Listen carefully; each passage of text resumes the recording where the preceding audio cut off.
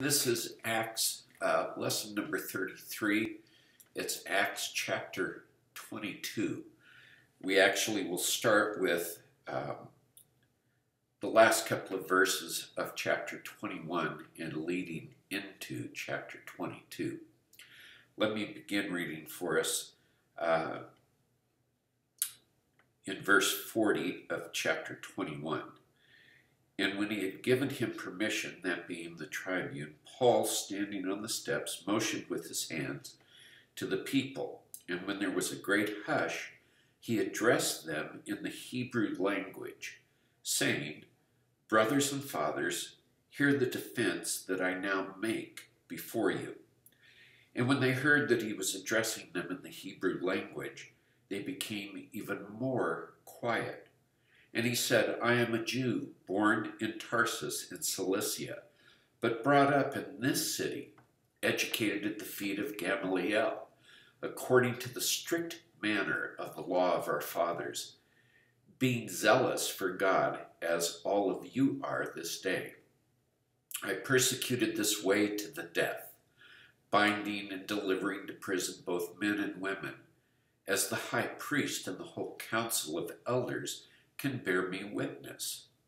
From them I received letters to the brothers, and I journeyed toward Damascus to take those also who were there and bring them bound to Jerusalem to be punished. As I was on my way and drew near to Damascus, about noon a great light from heaven suddenly shone around me, and I fell to the ground and heard a voice saying to me, 'Saul, Saul, why are you persecuting me?' And I answered, 'Who are you, Lord?' And he said to me, 'I am Jesus of Nazareth, whom you are persecuting.' Now those who were with me saw the light, but did not understand the voice of the one who was speaking to me. And I said, 'What shall I do, Lord?' And the Lord said to me, 'Rise and go into Damascus, and there you will be told all that is appointed for you to do.' And since I could not see because of the brightness of that light, I was led by the hand by those who were with me and came into Damascus. And one Ananias, a devout man according to the law, well spoken of by all the Jews who lived there, came to me and standing by me said to me, 'Brother Saul, receive your sight.' And at that very hour I received my sight, and I saw him. And he said, 'The God of our fathers appointed you to know his will, to see the righteous one, and to hear a voice from his mouth. For you will be a witness for him to everyone of what you have seen and heard. And now why do you wait? Rise and be baptized, and wash away your sins, calling on his name.' When I returned to Jerusalem and was praying in the temple, I fell into a trance, and saw him saying to me, 'Make haste and get out of Jerusalem quickly, because they will not accept your testimony about me.' And I said, 'Lord, they themselves know that in one synagogue after another I imprisoned and beat those who believed in you. And when the blood of Stephen, your witness, was being shed, I myself was standing by and approving and watching over the garments of those who killed him.' And he said to me, 'Go, for I will send you far away to the Gentiles.' Up to this word they listened to him. Then they raised their voices and said, 'Away with such a fellow from the earth.'" I'm going to stop right there and talk a little bit about what's going on at this moment. Paul has come and he is being accused by this riot of Jews that he brought into the temple uncircumcised Gentiles. Now they mistook what was going on. They perceived and thought that Paul, because they had seen him with a Gentile earlier in Jerusalem, had brought that Gentile into the temple, when in fact he had not. He had come into the temple with fellow Jews who were trying to offer the sacrifice and finish the vows that they had taken before the Lord. But the Jews made an assumption and they jumped on it. They presumed that he brought a Gentile into the courts. That's what started the original ruckus, the original riot for which the Romans came and rescued Paul from the beating that he was taking. And they were taking him back to their barracks. When they got to the barracks, as they were going up on the steps, Paul asked the Roman, could he address the crowd? We talked about that in a previous devotional thought I brought to you yesterday. And the Roman let him do that. And now we read that Paul, as he starts to address the people, starts it out by saying, brothers and fathers. And he's addressing them in their own language. So one, they fall silent because he's addressing them in their own language. Second, he addresses them as brothers and fathers, which is the standard greeting that you would give to show proper respect to those to whom you're communicating. He is following a Jewish pattern. He is following the Jewish pattern that would give him the ability to address the crowd. And so they decide to let him talk. Now, I'm not going to go through verse by verse, point by point, the next aspect of what's going on here, but Paul, through the chapter, what I just read, gives a history of what has happened to him. He gives a history of all that's gone on from the point of the road on Damascus and the revelation of Jesus Christ to him on that road, to the restoration of sight by Ananias, and to his further time in coming back to Jerusalem, and actually 3 years before having entered into Jerusalem and gone into the temple as a devout Jew would to pray and to be there at the time of prayer in the proper point of the day. Now, Paul has gone through and given this recitation of all that's gone on, how he was on the road to Damascus because he was going to attack the Christians, those who were part of the way. And he was doing this as a zealot member of the Pharisees, Sadducees, the Sanhedrin, the council, because he had made known to this crowd that he was a Jew born in Tarshish, brought up in Cilicia, but that he came to Jerusalem for his formal training. Now that would have meant that when he came to Jerusalem, he was probably the age of 13 when he came and was placed under the teaching of Gamaliel. He says he sat at the feet of Gamaliel, a well-known and respected member of the Sanhedrin, a man who knew the law, a Pharisee who knew the law and trained young men to follow in that footsteps. Paul followed at the teaching of Gamaliel, and he was there through his formal training.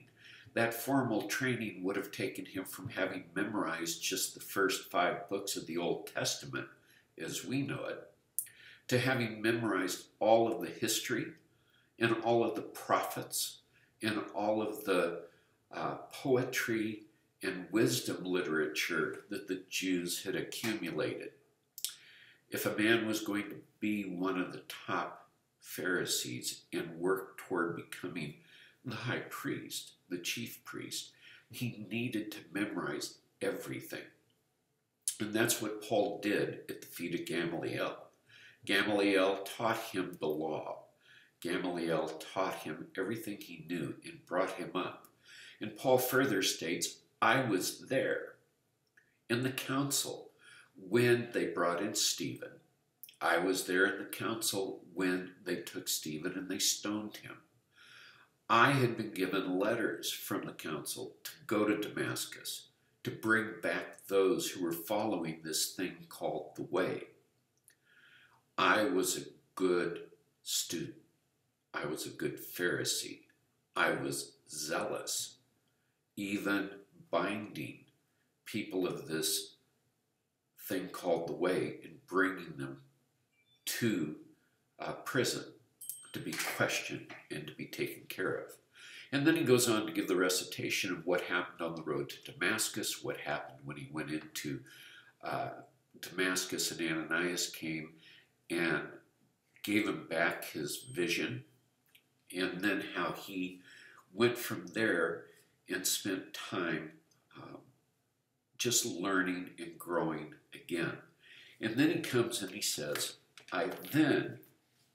when I returned, verse 17, to Jerusalem and was praying in the temple, I fell into a trance and saw him saying to me, make haste and get out of Jerusalem quickly, because they will not accept your testimony about me. And I said, Lord, they themselves know that in one synagogue after another I imprisoned and beat those who believed in you. And when the blood of Stephen, your witness, was being shed, I myself was standing by and approving and watching over the garments of those who killed him. And he said to me, go, for I will send you far away to the Gentiles. Now what happens here is that Paul wants to tell them what's going on. And he says, as a good Jew, when I returned to Jerusalem, I went into the temple to pray. And while I was in the temple praying, I fell into a trance and saw a vision. Now, for you and I, that may seem a little bit strange, a little bit different. We don't often talk about that in our church culture today. But for the Jews that were listening to Paul, what he was saying was the thing that happened to even the prophet Samuel and the prophet Isaiah, that when they went into the temple, they would fall into a trance and God would speak to them the message that they were to then bring the people. What Paul is doing is telling them that he had the same experience that Samuel and Isaiah had. He is in the temple, but he takes it a step further. While in the temple, he falls into this trance, but who should talk to him but Jesus of Nazareth, the one who was crucified and dead and buried and then supposedly resurrected by God. I say supposedly because that's how the Jews viewed it. They thought it was all a hoax. But he was resurrected by God. And so now Paul is saying, I fell into a trance like our forefathers who God used to bring messages to the people. And God gave me a message. And here's the message. He said to me, he said, I say to you, rise up and flee from Jerusalem. And I'm like, why? And he says, because they will not listen to what I'm going to tell you. That's verse 18, where he says, make haste and get out of Jerusalem quickly, because they will not accept your testimony about me. Christ is telling him right up front, and he is now portraying and relaying to the Jews that Christ has said, they're not going to accept your testimony about me. They are too blinded by that. So make haste and get up and go. And as he goes on from that, he says, and know this, I will send you far away to the Gentiles. That's verse 21.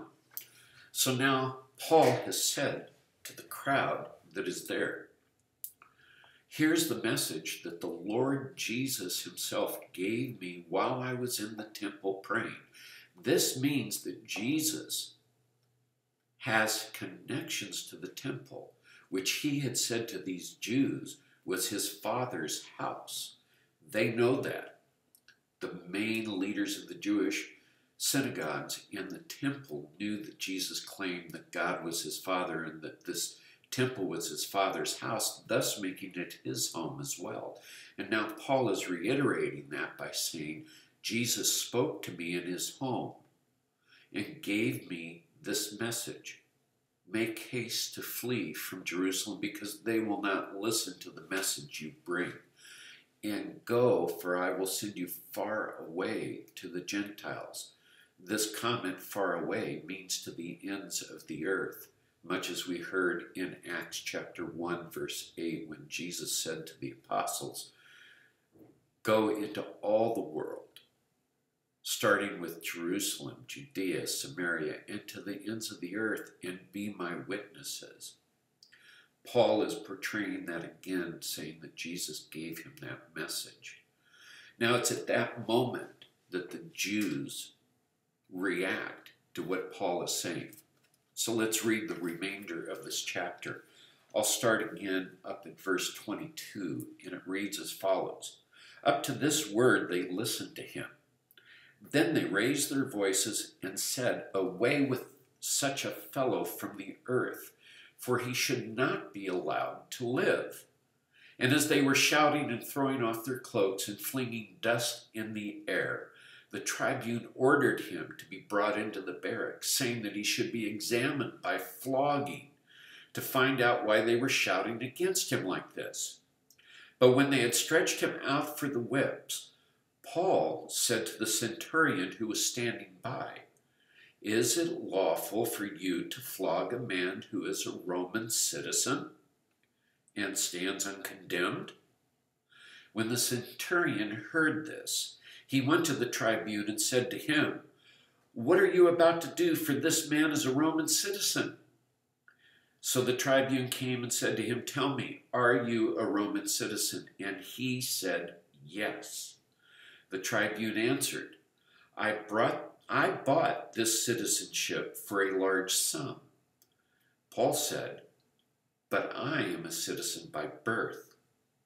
So those who were about to examine him withdrew from him immediately, and the tribune also was afraid, for he realized that Paul was a Roman citizen and that he had bound him.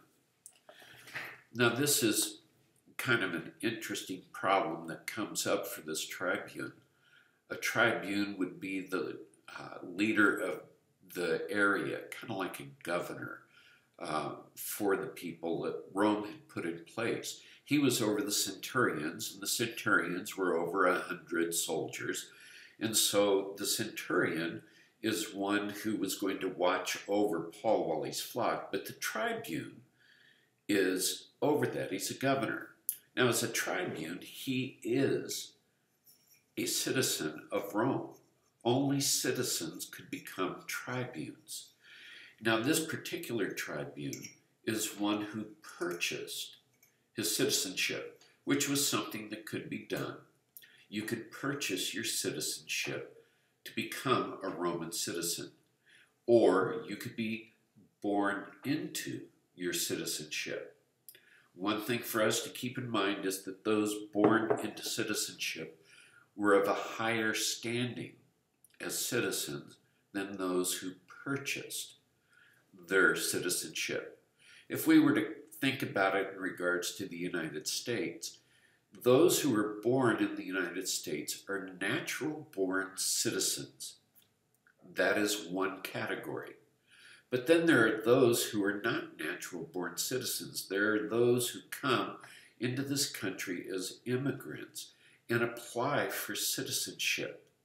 And eventually, through a series of events and classes and other things, they can gain their citizenship. But it was not by birth. It was by going through a process. Now, we don't hold different standards. At least we don't say that we do. But natural-born citizens have a tendency to have a little bit different category. One of the things is they can't become president of the United States if they're an immigrant. They have to be a natural-born citizen. So anyway, Paul has this little ace in the hole.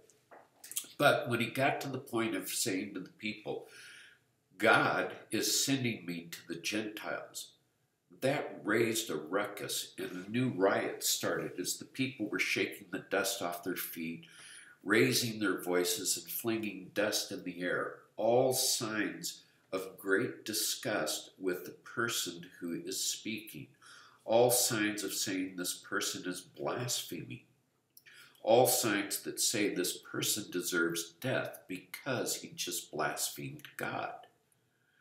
And why did they feel he was blaspheming? Because he declared that Yahweh said to him through his son Jesus, you are to go to the Gentiles and bring salvation to them. These Jews, remember, are the Jews that have been jealous all throughout Paul's ministry, throughout all of Greece, throughout all parts of Judea and Cyprus and other parts of the world. They have been antagonistic because they are jealous of his gospel presentation, and they are angry that he is bringing this gospel to Gentiles. Nobody should bring this gospel to Gentiles. Nobody should bring this gospel to Samaritans. This is only for the Jews. Yahweh is the God of the Jews. But that's where they err, because they miss the fact that Yahweh was not just the God of the Jews. All he had ever said to the Jews was, I will make you a great nation that will carry my name to the ends of the earth. You shall be a blessing to all peoples. Go back to Abraham, where God first talked about this. Abraham was to be the chosen people, to present God to all the nations, to bring God's name before all nations. Paul is not doing anything that wasn't told to Abraham way back in the beginning. But the Jews had chosen to neglect that teaching, to not believe that that's what they were supposed to do. And so they have become quite angry with Paul, and they want to kill him. They are shouting now, they are throwing dust in the air, and the tribune knows what that means. He understands what's happening because these people have uttered the words, away with such a fellow from the earth. In other words, put him to death. The tribune knows what that means. He knows he's got a riot on his hands. He knows he needs to do something. And so he also knows this. He doesn't have the truth yet of who Paul is and what is going on. So he takes Paul within the barracks and orders that he be flogged. Now this sounds a little bit strange. If you want to interrogate someone, why do you start immediately with flogging, which is exactly what they had done to Jesus before taking him out and crucifying him? It was the worst of all possible things that you could do to an individual, to give them the 39 lashes that could lead to death. But you see, the Romans believed the only way to get to the truth, to get the truth out of a slave or a foreigner, was to flog them, because then the person would give you the truth. They would give you the truth because, one, they didn't want to go under the whip, or two, after being under the whip for a bit, the pain would lead them to tell the truth. So that's what he's going to do. He's going to have Paul flogged so that he can get to the truth. They take him in, and in the heat of the moment, they take and they strip his clothes, and they tie him, they bind him, they get him ready for the flogging. And the centurion is now standing next to him as the flogging is about to start. And Paul turns to him and says in verse 25, is it lawful for you to flog a man who is a Roman citizen and uncondemned? Paul knew his laws. He knew that that was a question that he could answer in the affirmative. It is not lawful for them to bind a Roman citizen and to flog a Roman citizen who is uncondemned. They can only flog a Roman citizen if the emperor has given permission, because the person has been found guilty of some infraction leading to the ability to flog him. But a Roman citizen, one, could not be bound. That was the first law. So they had already broken one by just binding Paul. You see, they were there to protect a Roman citizen, not bind him. And so that's the first mistake they make. The second mistake is they're going to flog a Roman citizen who is uncondemned. And so Paul throws that out. And when the centurion hears it, he immediately knows that they are in desperate straits. And that's why he goes quickly to the tribune and says, "Did you know that this man is a Roman citizen?" And the tribune comes in verse 28 and says, "I bought this citizen for a large sum." And Paul says, "But I am a citizen by birth." So those who were about to examine him withdrew from him immediately, and the tribune also was afraid, for he realized that Paul was a Roman citizen and that he had bound him. Now the tribune is afraid for this reason. He has just broken the law by binding a Roman citizen, and he was going to further exasperate that law by flogging a Roman citizen. Now remember, he is a Roman citizen who purchased his citizenship. His infractions here could strip him of that citizenship. He has made a grave error, and he is standing in a position of losing his citizenship. That is why he's afraid. He doesn't know what to do, but they unbind Paul, and I'm sure that they gave him dinner and that they took care of him, gave him a place to sleep, and they did what they were supposed to do for any Roman citizen. They provided protection for him. So he has gone into protective custody of the tribune, of the Roman government. And in verse 30 it says, "But on the next day, desiring to know the real reason why he was being accused by the Jews, he unbound him and commanded the chief priest and all the council to meet. And he brought Paul down and set him before them." That's the end of chapter 22. And what we see happen here is the tribune realizes that he's got a problem. He realizes that he needs to get to the truth. And he determines that the best thing he can do is call the religious rulers, the religious leaders of the Jewish community to come before him and tell him what it is they're accusing Paul of. And so he has Paul there. He calls in the Jews and he says, "Tell me what it is that this man has done." Now remember, this is one of the things that's going on, because when they brought Jesus to Pilate and had him brought there, they brought him because they could not give the death penalty. It could only be given by the Roman governor. So this man knows that if they have something that they want this man killed for, they're going to have to make a very good argument. But frankly, there's going to be no argument good enough, because this tribune is going to be as smart as Pilate was. When he hears the things brought against Paul, he is going to say, "These matters are in regards to your religion. There is nothing here that is opposed to Rome. And so as a Roman citizen, we are going to free Paul." I mean, that's the only thing that can happen. But that's where we're going to leave it. Next week, when we come back to talk about chapter 23, we're going to talk about what happens with Paul and the council members there before the tribune, and what happens later on with all that's going on. But for right now, let's just leave it right here. And on Thursday night, we can talk more about the history that Paul brought up and talk about the situation that Paul finds himself in front of this Jewish riotous crowd, and in front of the centurion, the soldiers, and the tribune. I'll see you all on Thursday night. God bless you. Goodbye.